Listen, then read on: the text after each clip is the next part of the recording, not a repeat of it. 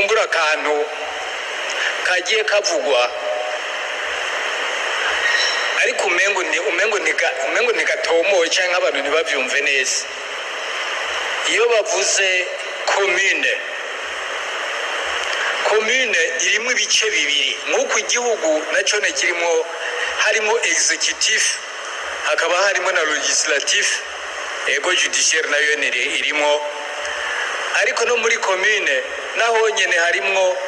le parlement communal, hakabaho na executive uvuga ahanini communal.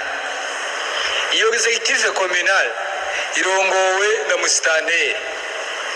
musitanteri nawe arafise ikintu gisa n'abashikiranganje, nk'uko hari hano umukuru w'igihugu, ikintu gisa n'umushikiranganje n'abashikiranganje barya abatekinisiye biwe n'abakonseye n'abaki, ibyo byose muri commune birahari. Abo rero nabo muri executive communal. Ku rundi ruhande hakaba le parlement communal ikabirimwo barya ba bureau muri conseil communal, hakabamo n'abamamba. Icyo ni ikintu cyoroshye cyane kumva, kugira ngo muke mwumva noneho ingene mushobora kubitandukanya facilement. Aha ni kese y'ugusigura noneho ugacurabaho le parlement communal naho l'executive communal aho bashobora kuba bahurira, nuko bimeze hano niko byubatse. Nta kintu rero gikomeye kirimo, uca wumva ko nk'uko uba yatowe, urya misitanteri aba yatowe acaja à la tête executive communal, none nta kintu gitangaje kirimo. Noneho mugaca mwumva bavuze secrétaire du conseil communal, mugaca mwumva ko ari muri ya parlement communal. Ivyo numvaza ni ibintu byoroshye cyane, andi yavuze kugira ngo abantu bumve ko nta kintu gikanganye kirimo, n'ikesi yo gusa kumwe rimwe na rimwe wumva ijambo ry'isuku. Bavuze ko muri executive communal hazoba hariho na secrétaire executive, none ntimwumva ko ibintu biroroshye, atari secrétaire du conseil communal. Kandi le secrétaire executive azaba ari umuntu afite diplome nyine ikomeye, kandi azoba ari nome, ko azoba ari umuntu nyine ashobora meme n'igihe misitanteri atazuba arashobora kumusubirira. Urumva ko aka n'akantu k'agapresiyo nshyize kugira ngo nivuye kongera gutanga umuco. Hari uwavuze byinshi, twari twavuze ibi byose bizanwa n'amazone, ati commission zonale oya cece anticonstitutionnel n'ibindi mwagiye muvuga, kandi inyishu twumvise, inyishu claire, inyishu umuntu yumva zoroshe mu majambo yumvikana, kandi nibaza ko twese twashoboye gukurikira. Mugabo ndabona hariho sinzi uwanyuma azanye ni honorable Pamphile, ijambo ni igiwanyu. Murakoze excellence kunyongera kanya, nuko ntanyuzwe n'inyishu nyakwa mushikanganje yashikirije kujana ya alinéa 3 ya article 112 du code na reka ndasubiremwo, nakavuga ngo le mandat d'un député peut aussi prendre fin quand il quitte volontairement le parti pour lequel il a été élu, ou s'il en est exclu après avoir exercé toutes les voies de recours devant la juridiction compétente. Aha amusanze iyi alinéa yerekana yuko le mandat d'un député iri impératif, nico navuze. Hanyuma kuri ico l'article 154 de la constitution il est clair,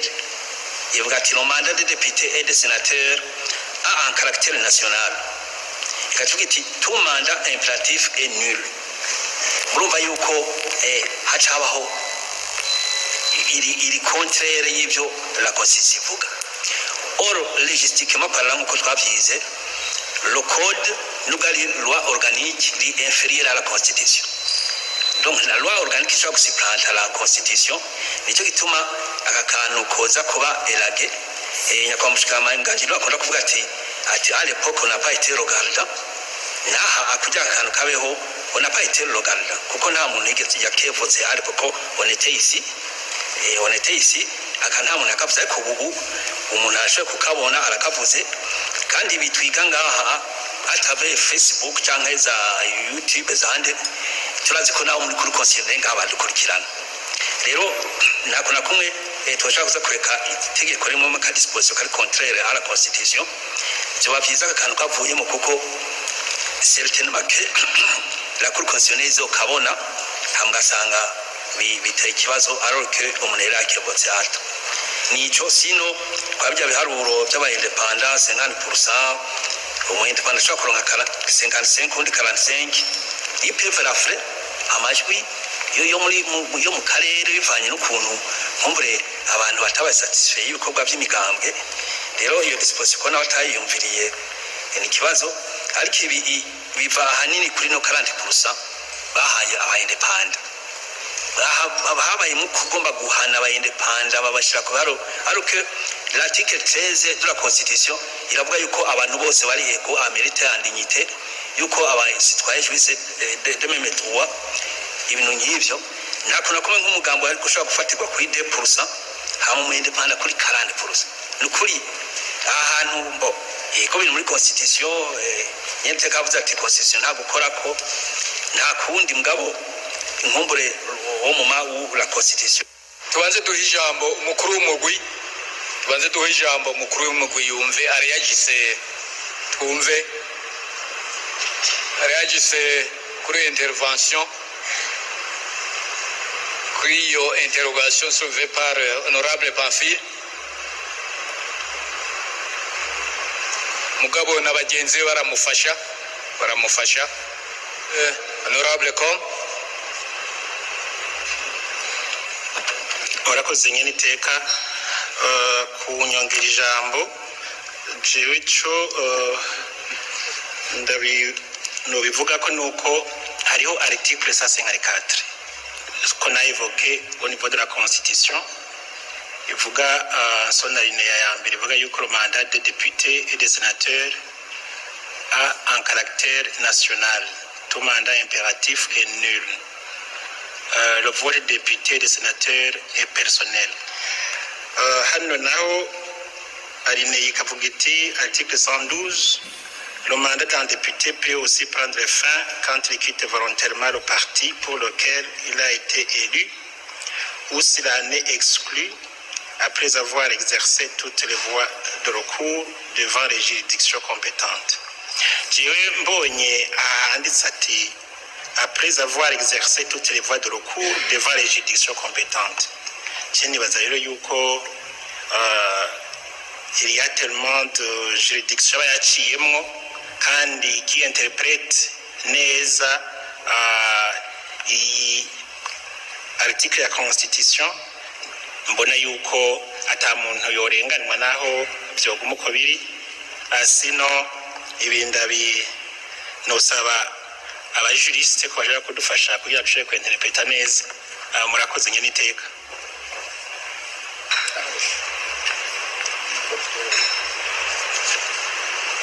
reka twumve honorable Rwasa Gaton.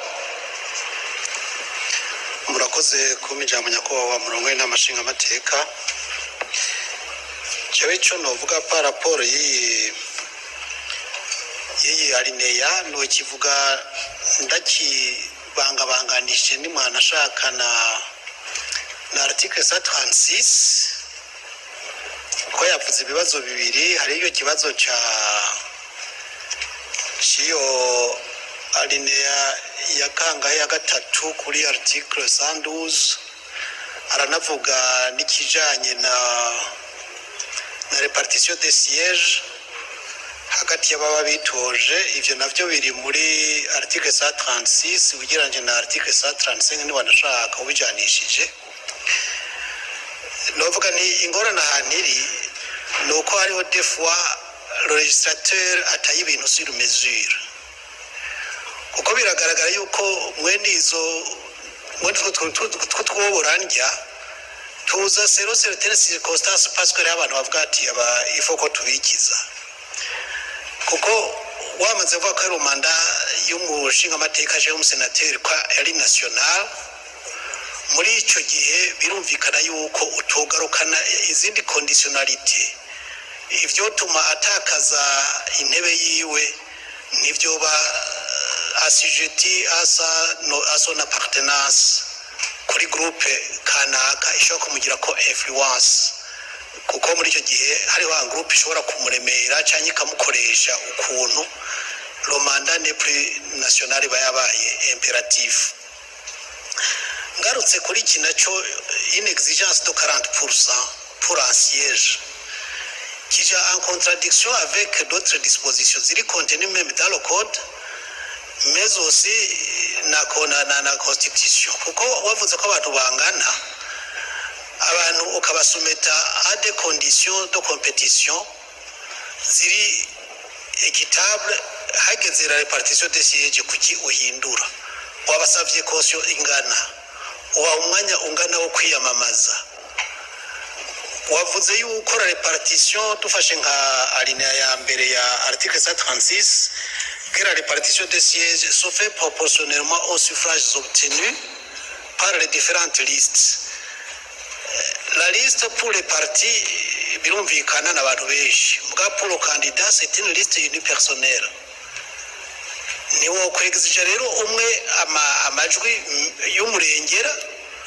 mu gihe utegizija amajwi menshi ku bantu bagiye hamwe. Deja la coalition yari gusabwa kugira amajwi menshi gusumba parce que bashize ingufu hamwe. Mugabo umuntu umwe ushaka sumbye ingufu abantu ibihumbi bagiye hamwe. Aho urumva deja dans la logique des choses haba harimo ahiki. Rero nibaza yuko iki ni kibazo cyabaye peut-être kubera ibyo twagiye turacamo 2015 les indépendants de façon surprise se retrouvent muri institution basumbijwe n'amajwi imigambwe muri constitution igiyeho aba bantu bitwa aba indépendants koma bloqué exige 40% kandi kizire ko aba indépendants bagira coalition. Je vais bien none indépendant wa musaba 40% s'il a devenu que muri circonscription X habaye aba indépendant nka bane umwe akaronka nka 20% undi akaronka 30 undi akaronka ngahe wateranya amajwi yose ya circonscription nk'aba indépendant batwaye nka 80% ya migambwe isigaranye 20%. Izo sièges gosho zire partisa gute uharuye cya kindi tiresiege sont répartis proportionnellement au suffrage obtenu par la liste. Nimumva ko ari ngorane. Je nibaza yuko tant que bashira abantu dans les mêmes conditions de compétition hageze no guharura nibareke kuzana amananiza. Évidemment ici on ne touche pas la constitution mugabo murumva yuko la constitution déjà quelque part yari ikeneye nayo nyine guhinyanywa gushasha kugira ngo ibe beaucoup plus équitable. Ni nkuko hari n'ikindi bari bavuze nyine kijanye wosanga bisaba kutusha la constitution uravye la taille de du Sénat que l'on va avoir n'ibikorwa Sénat isanzwe ikora kuko naho bavuga ngo il sera épaulé par des techniciens. Nimwibaze si l'assemblée igizwe n'abantu 150 ipfunditse ikintu hama icyo kintu kikazoba débuté par des techniciens bakwiye hirya no hino bitwa ko baje gushigikira le Sénat. Abantu nyine murumva yuko mu bisanzwe ari agahaze ariko malheureusement ce n'est pas la matière à débattre maintenant. La constitution twaje kuyikorerako mugabo murumva yuko harimo utuntu tumwe twabwizo gukosorwa et primordialement au niveau de la constitution. Ivyo navyo c'est la prérogative du chef de l'État arashaka kwamanda un article hanyuma le parlement ikavyemeza mugabo si byo ndiko ndavuga ngo bikogwe muri uno mwanya ariko tworaba nk'ibintu bimwe mu bishoboka ngaha mwumvise ibyo bamwe n'abandi bavuga nk'ibintu bijanye na caution kuyakuhosa la caution nibisanzwe mugabo la proportion est vraiment démesurée. Ni mwana ashaka burya mikoro y'abantu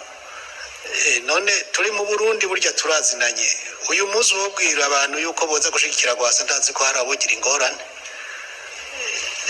C'est une réalité tubamwo aho rero mugabo tuzi yuko amikoro y'abarundi ari mato tworaba kumbugo rugero rwa 100 millions rwa 200 millions hariya hasi kuri commune ni ikikumbure rukagabanywa mu bitigiri bagiye barapropoza hari abavuze ati 50 miliyoni 60 miliyoni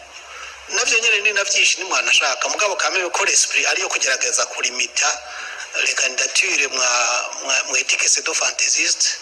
nivyo babibi kameme mugabo 100 miliyoni de 30 à 100 millions c'est trop de 0 à combien naho nyene ni menshi cyane ivyo nivyo nabona ko kumbure twogerageza tukaranyene twohinyanyura kugira ngo n'abantu tarangirize hanyuma nkuko rero na ministre yavyishuye kujijanye n'ugwaruka aravuze yuko guhera kuri 25 abantu bitoza mu bashinga amateka notama niki aho twabonye yuko isonte ni en compte kuko twabonye kugura boîte de Pandore urazanye ugwaruka n'umugwi speciale hacaza ati n'abagendana ubumuga n'umugwi speciale n'abagize gute n'umugwi speciale tubona ati ivyo rino vyozana ankofri itagira iherezo ati mugabo ko omwe hariho aseye daje kandi iri compris muri yo tranche y'ugwaruka deja isanzwe riteni en compte muri constitution ntabwo ko bakwankuraja babandi bagira ama liste bagatena en compte iyo facteur muranazi yuko ugwaruka ni nago gwishi cyane mu gihugu ivyo byose bakabiraba sans toutefois blesser d'autres catégories de gens cyo kimwe no kubakenyezi nabijanye ne by'amashure hari abaguma ngo nibashiremo ngo amaniveau amadiplome niki twasanze ko bari kuja en contradiction n'ivyo constitution nyene yemera parce que la constitution iremera yuko atanumwe agomba kuba discriminer oruzanya ama diplôme hari abo cyo discriminer d'office alors que nul ne doit être discriminé uravye ce que prévoit la constitution en son article 19 uyisomye parallèlement avec le pacte international des droits civils et politiques muri make n'utwo nashaka kusa n'uwoterera no guproposa mu gihe la plénière yoramuka ivyemeye murakoze reka ubu nawe twumve honorable Nyandwi Bedi. murakoze cyane nyakubahwa murongo inama nshinga amateka kunyongera ijambo ikibazo nari nabajije cerekeye ingingo ya 64 ku nyisho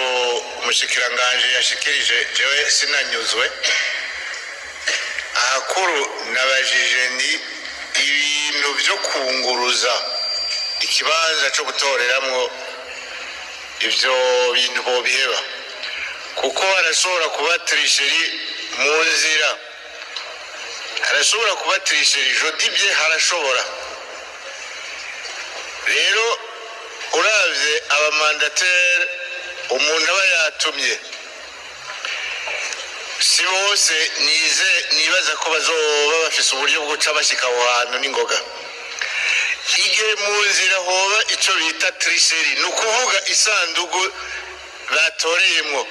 bakayinyuruza igatakara canke naho bakayiguza n'iyindi bujujemwo ibindi bintu ni ukuvuga amajwi atatorewe ku kibanza cyo gutora niyo mvuga ni vyari bikwiye yuko iyo parti yari kwiye kuvamwo ako gace ko gushobora kunguruza ikibanza cyo gutoreramwo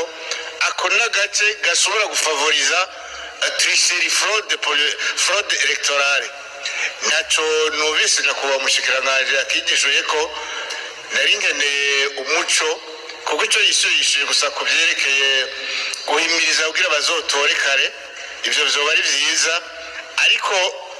aho ushobora kuba umuntu ashaka gutrisha kugira fraude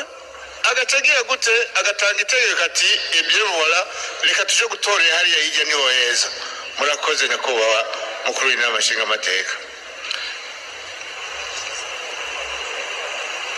ubu nawe twumve honorable Denis. murakoze nyabiteka ku bunyongera kanya mere kuraka mugenza wanje ashikirije nibaza ko aravye neza iyi article uko bivuga iyo ka ari karevoka ni iba mu bihe exceptionnel mu bihe bidasanzwe kandi bavuze neza yuko biba en concertation y'abajejwe ayo matora nabo bamandateri n'abandi donc rero ntaworeka ahubwo mbona umenga barafashe bagize neza ugashiramwo kugira ngo mu gihe bibonetse ko bidakunda ko kw'iryo harugo ribera ahantu baronke inzira yo gushobora kureserva ico gikorwa. Hama ikindi nagomba guca nongera kuvuga ni paraporo ya intervention ya honorable Marayika. Biraboneka ko umuntu aravye manda national, manda imperatif, manda national iri mu ibwirizwa shingiro. Ndabona neza ko aka karineya kato mbona ko atangorane gateye kuko byose bivoma hejuru ku muvyeyi twavuze mugabo kandi sinibaza yuko nubwo iyo bafise manda national umuntu acarekurigwa gukora icyo agomba cyose yizewe n'abene gihugu. D'abord no manda imperatif c'est un pouvoir délégué à une personne. Abene gihugu bagutoye bagushiza ahantu des moments qui décide qui quitte le parti wabagishije consultation. Numva umenga ako kaniya naco kogumamwo. Murakoze zari zo commentaire. Merci.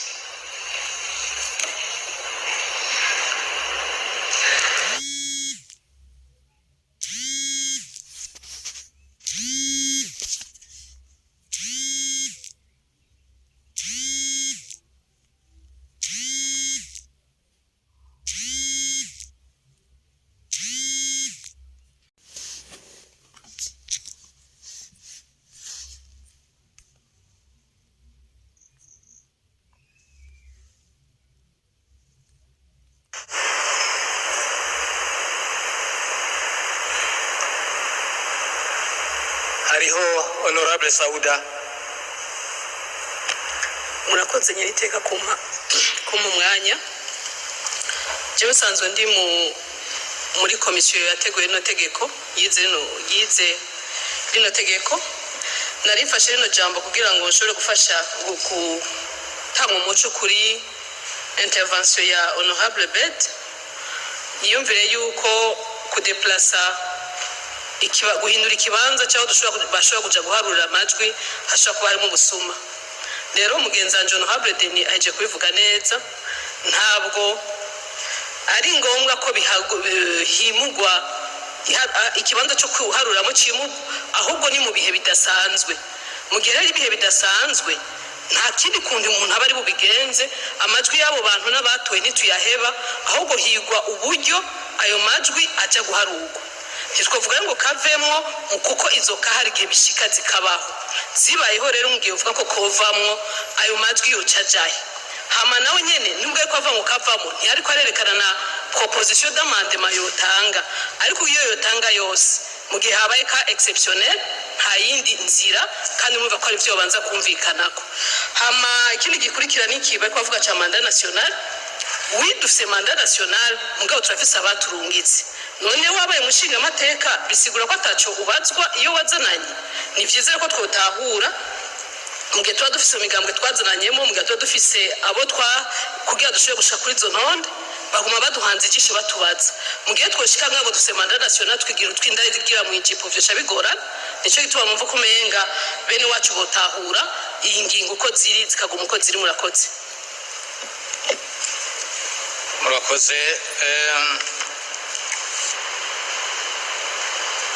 Honorable Lazare. Ego murakoze nyeniteka mukuru w'inama nshingamateka nanje kumpa ijambo.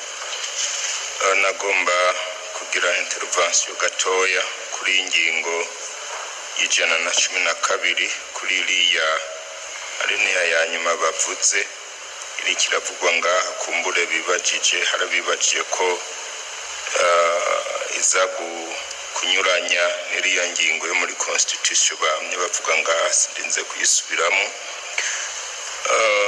Jewe n'icyumviro nagomba gushikiriza, numvise maze kumva deux interventions honorable Marayika na honorable Gwasa. Je nibaza uko ndavyumva, numva umenga iyi areneya ntihushanya n'ijya ngingo muri constitution kuko ingingo yo muri constitution bigisigura nivyo romanda imperatif n'ibindi twavyumvise mugabo naho nyene n'igihe iyo manda iri dare condition la preuve nuko bongeye kore condition zituma haba déchéance donc mu vyo badondaguye byose nk'ibi vy'ibisibo ni ukuvuga yuko yaba yari amanda national ibisibo ntivyaza kuyikuraho umuntu agashobora guperda ntuzera karite urumanda de député ni ukuvuga rero yuko kujya kuntu bayisigura nkeka ari ikibazo ca interpretation kumbure kiza gushobora kutugora ni mu gihe romanda est imperatif mugabo mu gihe implicit condition kuvuga yuko harazamwo ibituma iriya manda ushobora kuyiperda ngibi rero babidondaguye bongera ko rero niki ca cuko umushinga amateka ashobora kuba avuye mu mugambwe rero nkibaza nti nuko kumbure bagashize muri areneya ukwako nkeka ariho co gituma gatedero mugabo ubundi c'est l'une des conditions qui s'ajoute kuri zijya zindi batanze kandi nayo nyene ifisa agaciro pour moi du moment uyu mushinga amateka ashobora kuba yaratoye kuri iyi list nuvuga bene gihugu bamutoye mu gihe hari ivyiyumviro vyabo ariko aradefanda dare condition rero babonye yuko atakidefanda vya vyiyumviro jewe numva umenga uyu muntu yamaze guperda romana kuko ivyo bamutumye gukora ntakiri karabikora ngo ni insiguro yiwanje nkuko ndavyumva jere nkavuga nti dare condition normal iyi alinea ya nyuma yogumaho kandi nibaze ko irafasha hari ikifasha kugira ngo abantu bagumane les pièces sur terre dans l'exercice de leur fonction kugira ngo bishobore kugenda neza jewe rero simbona yuko itandukanye ikontredisa nuko bagafashe konyene ariko urabona ko hariho n'izindi condition zitariko ziravugwa ariko nazo nyene ugiye gusoma kuri uko nyene womenga zikontredisa la constitution ahubwo ziza kwerekana neza kwerekana guca umurongo neza ingene ijya imperativite ya manda iba exerce en fait yana manorme trace yerekana ingene ijya manda imperative iba exerce sizi pour moi aya manorme bashinze sayaza gukontredisa iriya ngingo ahubwo nayaza gushimangira mbega dare exercice de manda imperative nirindiki le norme ngendera mu karimbi kameze gute ukuvuga ngo romanda imperative nitanga uburenganzira novuga nka kujya kw'impene yo muci ica irisha ibitovu n'intuze oya hariho umurongo abantu bagiramwo kugira we exercice manda imperative jewe nuko ndacyumva murantunga murakoze nagira nibutse abashinga amateka ko ibintu biraba constitution naye twugurura ntimuze mugaruka ko kuri constitution ko twaba turiko turarenga amategeko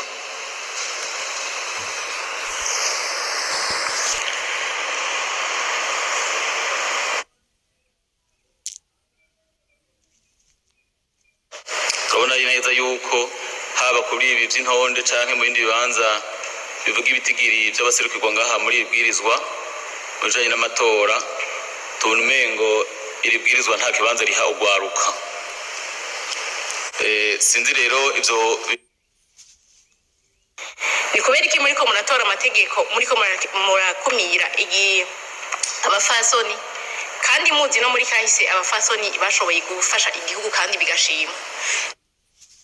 kandi z'intara kuko ubu usanga ari 4 canke 3 nkene 3 nyinshi ni 4 rero kuzunguruka intara 4 mu kiringo c'indwi 2 ndabona atari gikorwa cyoroshe je nabona yuko iki kiringo cyo kongerezwa nko gushika yuko umuntu azohirahira agatangaza ibiharuro vy'amatora n'abakenguza amateka n'abashinga amateka muri conseil communale nta vyarimo uno munsi ni miliyoni 128 n'amajana 4 ni difference miliyoni 91 n'amajana 2 miliyoni 91 n'ibihumbi amajana 2 rero ko ndabibona le risque est grand ko dushobora kuja mu matora hamwe mu dufise umukandida umwe cyane ku mukuru w'igihugu niho no hagara cyane mugabo n'ahandi urumva ko politique ou coalition de partis politiques élus contenant des membres détenus et ayant recueilli le plus grand nombre de suffrages. Gusa nagize kwa article y'ijana 93 wanashaka peni y'ijana 94 ivuga ko burya abarundi bari mu migambwe ni bake ariko abarundi baja gutora ni benshi. Aha rero n'amahirwe yo kwa muri ko mwaka 203 devenu 207 ariko nukuraba neza ko harimwo ikomi izoni zovamwo babiri yindi ugasanga iva mu je nabona yuko twokwara umunizi. Murakoze ubu naho duha ijambo honorable Bernard. Murakoze abanyakubahwa umurongo inamashinga amateka ku mijambo nanjye nshimire abakoze iki cegeranyo ko baragerageje ariko nje mbaza umushikiranganje mu byo yavuze yuko intererano zazanwe na seni ndetse no mu kibazo cy'umunani yavuze ko n'imigambo yaterereye na cyane ku cerekeye ikiringo cyo kwiyamamaza sindakigarukako kuko nibaza yuko iki n'icyaba cyatanzwe n'imigambwe nibaza ko atari imigambwe uba ari umugambwe kuko imigambwe utari ku butegetsi hamwe uvuga ngo ugire uzane ku ndwi 2 nibaza ko atanu umwe yobishobora. Jewe rero nk'umugambwe uri ku butegetsi wowe naho bovuga indwi imwe bobikora. Jewe rero sindine kurangira kuri iki nagomba gupropoza ko mworekera zigandwi 3 adefo kuvuga indwi 4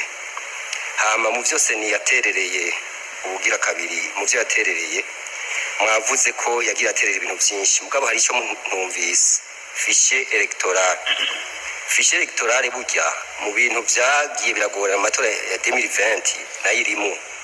je nibaza ko mwoshiramo yuko la fichage ya fichier électoral abantu bakazokwibona bakagira iki n'ibindi byose bikurikirana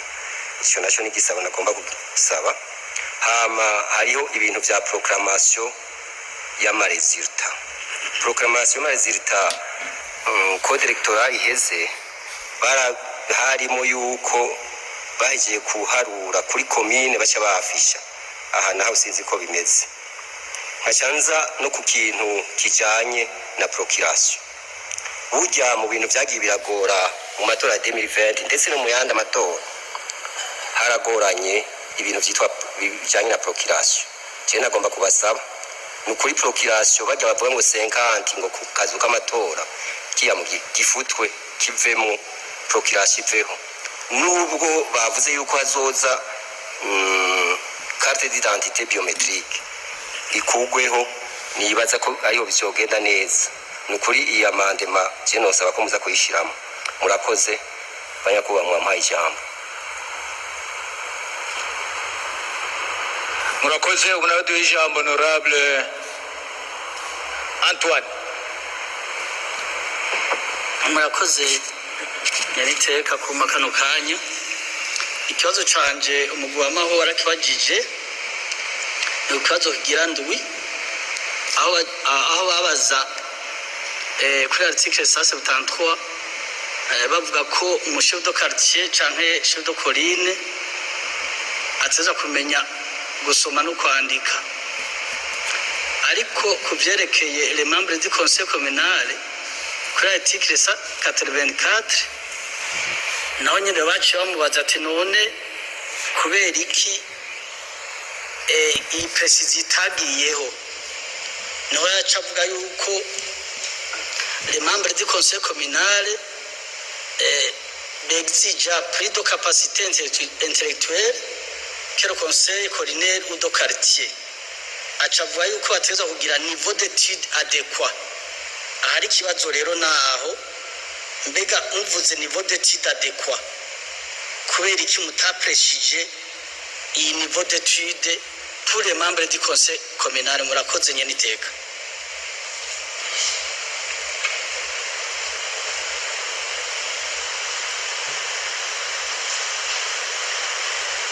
ego ubu naho duha ijambo honorable Manirakiza Emile. murakoze cyane très honorable president naje kuba mumpaye ijambo mu nkundire ndugire kuri article 183 aho bavuga cyane cyane ivyerekeye abamambre ba conseil communal ngende bazotorwa inkuko mugezanje honorable Zashe amaze kugicako icyo nagomba kuvuga ubwa mbere nuko uravye étendue ya zone n'uruhara rw'umumambre wa conseil communal mu bene igihugu wa mwako karere muri yo circonscription je mbona yuko umuconseil communal umumambre wa conseil communal umwe avuye muri zone canke babiri ari abantu bake cyane gose bivanye n'imyitwarariko abahaba bashaka kwafise bashaka kwamutuma kugira ngo ashikirize imbere je kubwanje nkabona ko boduzwa kuva kuri 3 kuduga cyo ni cambere hanyuma nkiri kuri article nyene ijana 183 umenga yabaye ko amamande maho bavuga ko umugambwe nk'akarorero ushobora kuba wabaye wa kabiri au niveau ya zone mu majwi mu bamambre wa conseil communal aho menga amajwi nk'umugambo uza waronse umenga ntazo bakonsera bavuga ko hakeneye no kuba cooptation ahanini bazo privilege umugambo uza watsinze muri zone mugaje nkagira ntimwibaze nk'umugambo wa kabiri nk'akarorero karonka amajwi 48% muri zone kanaka murumva ko abo bantu ari abantu atari bake cyane gose kandi n'umuntu aserukira abantu murumva ko ari umuntu by'ukuri inyuma yiwe hari ivyimviro bitari bike vyoteza imbere imigambi ya komine nkagira nti rero iki kintu kubganje cyo hinyanyugwa neza hanyuma icyo nagomba guhereza ko bivanye nuko itunganywa gushasha ry'intara makomine n'amakaritiye n'imitumba uko vyatunganijwe igitigiri cy'abazoba bagize inama nkenguza amateka caragabanutse je nkagira nti uravye gugwego ukuntu rukomeye cyane nkagira nya kwa mushikiranganje kwera iki mutari kwiyumvira ko haba révision de certaines dispositions constitutionnelles zotuma urugwego rugira igitigiri kinini cy'abakenguza amateka bivanye n'uruhara rwabo bafise mu gihugu murakoze n'ibibazo narifise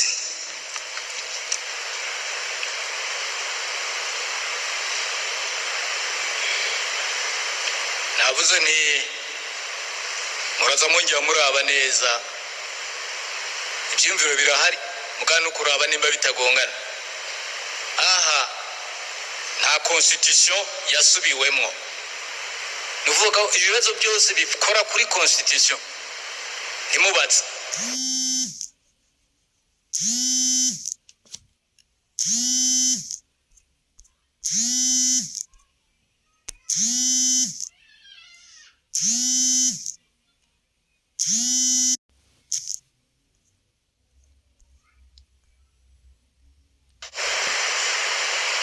reka duhe ijambo noneho honorable Salvatore. murakoze nyenitega ku makano kanya ego naje nagira ngo shime cyo n'abandi integuro y'ibwirizwa ariko ashikiza amakenga afisenya kwa mushikiranganje ibwirizwa nizo ryubatse neza kandi yisunze ibwirizwa shingiro naho hariho honorable Frazi yavuze yuko umukenyezi hari ingingo zimukumira mugabo turazwi ngene ryubatse turumenye ngo umukenyezi arafise mu kibanza gikwiye 30% birimwo ariko umuntu asomye neza kitonda turabona neza yuko haba kuri ibi by'intonde canke mu bindi bibanza bivuga ibitigiri by'abaserukirwa ngaha muri ibwirizwa ujanye n'amatora tunumengo iri bwirizwa nta kibanza riha ugwaruka sinzi rero ivyo biruko mu gihe mubona kino gihe leta isirikare nyiricyo mukuru w'igihugu itasiba kugaragaza ikibanza ihugwaruka haba mu gushigikira imigambi y'ugwaruka murazi yuko hashyizweho ni banki y'ugwaruka kandi na nyiricyo mukuru w'igihugu n'umunsi yitwa umugenzi w'ugwaruka nyakwa mushikiranganje mbona yuko ugwaruka rushobora kutazokita amatora ku rugero twifuza korona yuko umengo nta kibanza rufise muri politike murakoze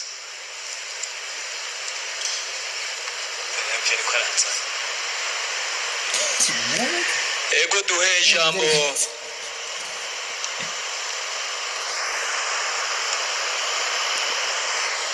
Marie Immaculée.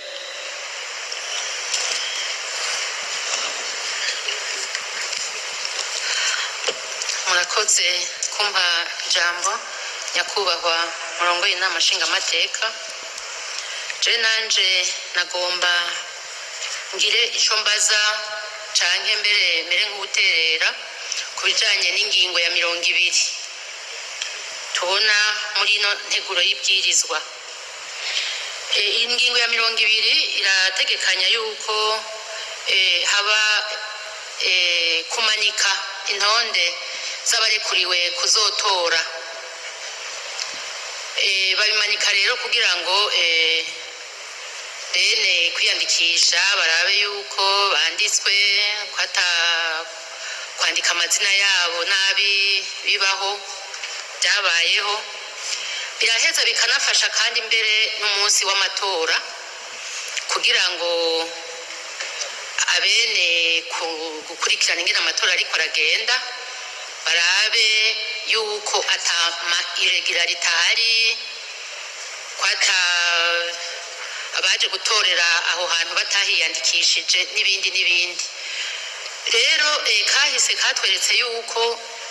iyo ngingo irakomeye cyane, mugabo kahise katweretse yuko bihora bishika ugasanga batevye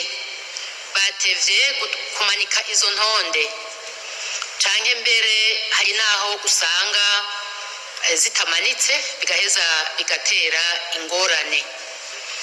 None nagomba mbaze nyakubahwa mushikiranganje burya iminsi yose integuro z'amategeko zamari nziza mugabo hari igihe mizana application yazo iheza ikagorana. Ico kintu cyo kumanika intonde kugira ngo mu gihe kibereye co canke aho hose bibwirizwa kugira ngo ntikizosubire gufatwa minenegwe, hari ico boba barategekanije. Ego akabazo kanje karako, murakoze. Reka naho duha ijambo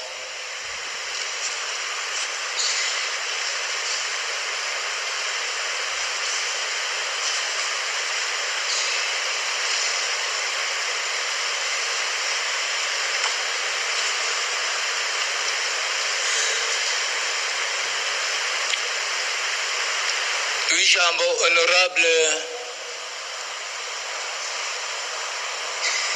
Niyonsaba Marie Rose. Murakoze nyeniteka nanje ukanya mundonkeje. Jewe nari mfise utubazo tubiri ariko akabazo ka mbere umugenzanje yakavuze karakajanye n'iyi seni biometric ariko nkaca nongera ko nabugisanzwe ikoze mu buhinga bwa none kandi bugezweho. Twosaba umushikiranganje kugira ngo ibiciro izobiriko ntibizabe bivuna abene gihugu. Hama akabazo kagira kabiri nakajanye n'ibihano nako nyene hari icyo bagashikirije ko ariko nagomba naho nyene nce nongera ko mbega ko bavuze ibihano ko ari amande cyane ari yazokora kubera ko nivyo leta kubona umwene gihugu afunzwe birikirahomba. Njambaza nti mbega none muri ico gihe nibihe bihano nibihe bazoba bakoze abo bantu bazohanwa mu buryo bwo gufungwa bazoba bakoze ivyaha ibihe mbega hoho ntabo mazohava basanga bakoze ivyaha bisabwa ko umuntu afungwa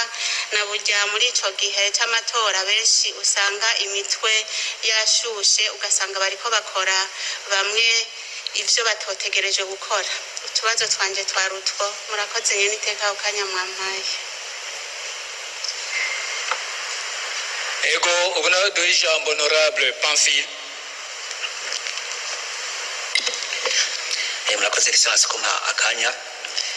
Naje tubazo twishi narifise batubuze ariko ndasigaje tubazo tubiri. Akabazo ka mbere naho nyakwa mushikiranganje yavuze ko muri conseil communal